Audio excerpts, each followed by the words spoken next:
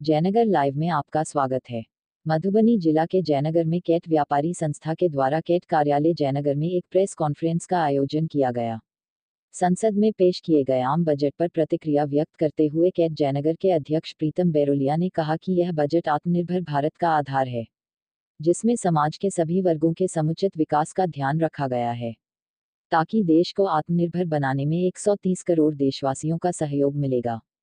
उन्होंने कहा कि यह बजट सर्वसमावेशी है, जिसमें गांव, गरीबों, किसानों, श्रमिकों, महिलाओं, नौजवानों, मध्यम वर्ग, वेतनभोगी, व्यवसाय वर्ग सहित समाज के प्रत्येक तबके को सम्मान एवं उचित स्थान दिया गया है,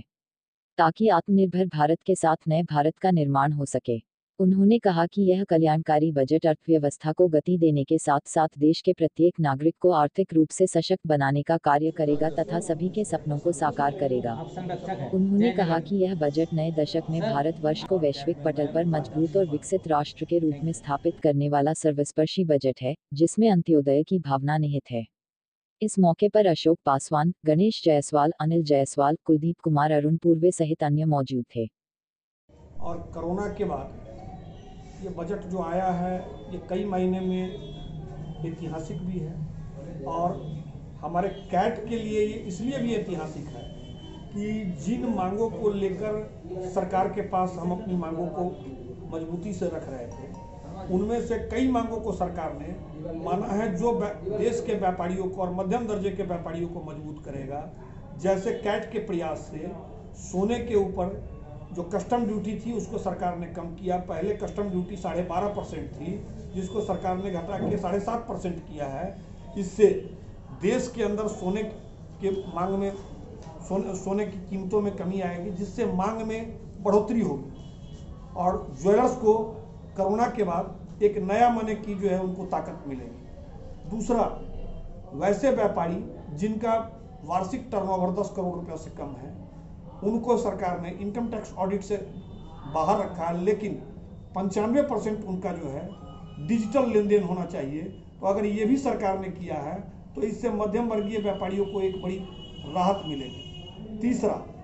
इनकम टैक्स के दायरे से 3 साल से पहले की फाइलों को इनकम टैक्स डिपार्टमेंट टच नहीं करेगा, तो ये भी व्यापारियों के लिए एक राहत भरी खबर है। और भी अन्य कई मांग, जैसे हम लोग सरकार के सामने ये भी मांगों को रखे हैं कि राष्ट्रीय व्यापारिक नीति का बनना आवश्यक है, जिससे थोक व्यापारी और खुदरा व्यापारी के बीच में जो एक असामंजस्य की स्थिति चल रही है, व्यापार में जो गिरावट की स्थिति चल रही है, उसके ऊपर भी संतुलन बनाने में हमें अच्छा लगेगा। दूसरा, मैं इस बजट के लिए सबसे पहले मैं अपने केंद्रीय महामंत्री प्रवीण खंडेलवाल का, चूंकि प्रवीण खंडेलवाल का प्रयास ऐसा ही है जैसा भागीरथ ने गंगा को धरती पर लाने का प्रयास किया था, इसके लिए उनको साधुवाद देता हूं जयनगर के सभी व्यापारियों की तरफ से, जयनगर कैट के तरफ से, और वो हमारे अभिभावक भी हैं। दूसरा, माननीय प्रधानमंत्री नरेंद्र मोदी को, हमारे देश की वित्त मंत्री निर्मला सीतारमन को, हमारे वाणिज्य मंत्री पीयूष गोयल जी को हम हृदय से धन्यवाद देते हैं कि उन्होंने एक साहसिक प्रयास किया है देश की अर्थव्यवस्था को एक नए सिरे से